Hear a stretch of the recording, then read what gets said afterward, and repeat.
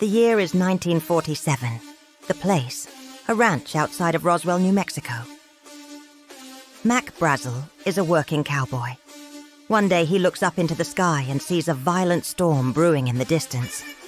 When the winds die down the next morning, he goes outside to discover something strange strewn across his land.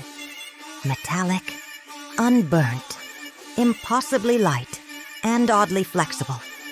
At first he thinks it's a new type of balloon, but as he examines it more closely, he realizes that it's unlike anything he's ever seen before. He gathers some of the debris and drives into town to show the local sheriff. Soon the whole town is buzzing with excitement. Could this be it? Could this be the first real proof of a flying saucer? Within hours, the military arrives, sealing off the area and questioning everyone in town. They're tight-lipped, but one thing is clear. They want to recover whatever crashed in the desert. And then a press release is issued. We have recovered a flying disc. But within hours, that statement is retracted. A new story emerges. It was just a weather balloon. The incident is never officially recorded and decades go by. Then, in the mid-2010s, a retired intelligence analyst named Claire Huxley gets a package in the mail. Inside are old photographs, coded letters, and a black and white film reel. On the box, it says, Project Silencer. When she puts the film reel into a projector and turns it on, what she sees shakes her to the core. She sees footage of small humanoid bodies with large heads being carried through a top-secret military facility. And then she sees it. Buried partially in the sand is a mysterious craft, unlike anything made by human hands. It's big, it's metallic, and it's clearly not from this world. When the film ends, Claire is shaken. Could this be real? Is there really such a thing as aliens? And if so, what happened in Roswell in 1947? Determined to get to the bottom of the mystery, Claire travels to Roswell where she meets Sheriff Bill Brazel, Mac Brazel's grandson. Together they follow the hidden clues left behind by a whistleblower who died under suspicious circumstances, leading them to a forgotten military tunnel deep beneath the desert.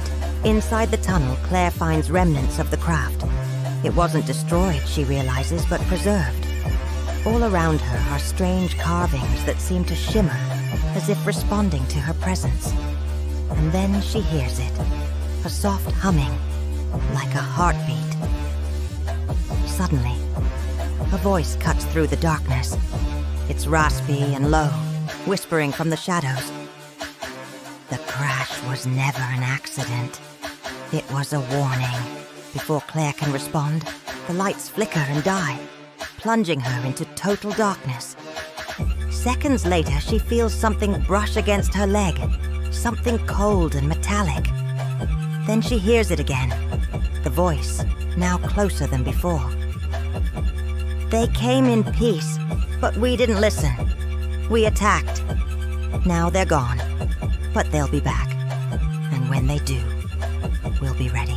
Just then, Claire's flashlight flickers back to life, revealing the source of the voice. It's an old man, his face weathered and lined, his eyes filled with sadness. I was one of the first responders, he says, his voice shaking. I saw what they found out in the desert. I saw the bodies. I saw the ship. And I know what I saw. It wasn't a dream. It wasn't a hoax. It was real. He pauses, his gaze distant. And if you want to know the truth about Roswell, you've got to listen to me. As he begins his story, the old man reveals the shocking details of what really happened in Roswell, New Mexico.